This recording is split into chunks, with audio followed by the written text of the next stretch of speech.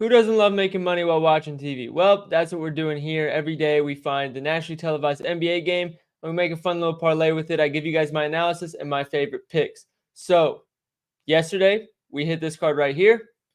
Today we have Phoenix at Boston at Phoenix and Chicago at LA. So let's get into it. We're going to kick things off with the Chicago defense. They defend the mid-range well. They defend high-usage players well. Any player that shoots off the dribble, they defend really well, whether it's ISO, pick and roll, transition, and they don't allow a lot of free throws.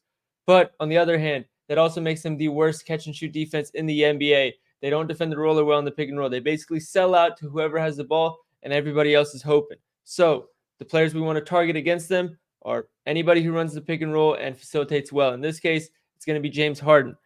On the other hand, for unders, we want to target people that score in ISO. So we're looking at Kawhi and Paul George. Now, on the Clippers side, very similar. They defend the pick and roll really well. They defend the interior really well on post-ups and handoffs, and they don't allow a lot of free throws. They also allow a lot of assists, but they're much worse on the glass for some reason, which I feel like you wouldn't expect for the Clippers, but that is something to know. So in terms of players we want to target against them, we can take forward assist props. That way we don't worry about the unders in the pick and roll, but they still allow a lot of assists. So in this case, we're looking at DeRozan assists and interior scoring. Not good for guys like Vucevic or maybe a Torrey Craig that's coming in healthy today. But there's not a huge edge on any of the unders. So that's the Clippers and Bulls game, which does start soon. So if you're in a rush scrambling to listen to this, make sure you get those picks in first. Now, let's get to the Boston and Phoenix game, because on the Suns defense, again, they defend the interior well. They defend ISO well, handoffs, post-ups in the paint, and they don't allow a lot of free throws. However, they allow a lot of putbacks. They're actually one of the worst one of the worst rebounding teams in the NBA in terms of allowing offensive rebounds, and they allow a lot of pull-up threes, specifically in the pick and roll. So Boston, they kind of mix up who runs the pick and roll. Usually they're doing it to cause switches rather than trying to get a play running for the ball handler. But in this case, you might want to target Tatum threes. And then if you want two guys that crash the offensive glass, the two guys that average the most offensive rebound chances are Jaylen Brown and Porzingis. But you can honestly take anybody. It's not like offensive rebound chances are in the double digits. So just rebounding props in general, specifically ones that do well in rebounding the long mid-range, are fair game. And as for unders, we're looking at Porzingis PA. Again, they defend post-ups well. They defend handoffs well, which eliminates a lot of his assists. They defend the ISO well. So you're really relying on just straight catch and shoot for Porzingis and nothing else. Next up, Boston. We've been talking about this matchup or this defense all season. They play drop coverage in the pick and roll, and that's why they allow a lot of pull-up threes. However, because of that drop coverage, they defend the pick and roll roller well. They defend the interior well. They don't allow a lot of free throws. They don't allow a lot of assists. So you're basically saying, hey, we're giving you this pull-up three. If you make it, you make it. But it's one of the lower quality shots on the court, so we'll give it to you. Very good for just defense and not allowing scoring. But it also makes it very easy for us as gamblers to pick and choose which players we want to target, because they also don't defend the handoffs well. So anything that involves a screener, you can go ahead and take whatever shooter's coming off that screen. They're probably going to have an uncontested pull-up shot if they want to take it. So you can target Nurkic assists in the handoffs. I'd only do this if Booker is confirmed out, which he is not yet. Right now, he's still questionable. And then Booker and KD threes.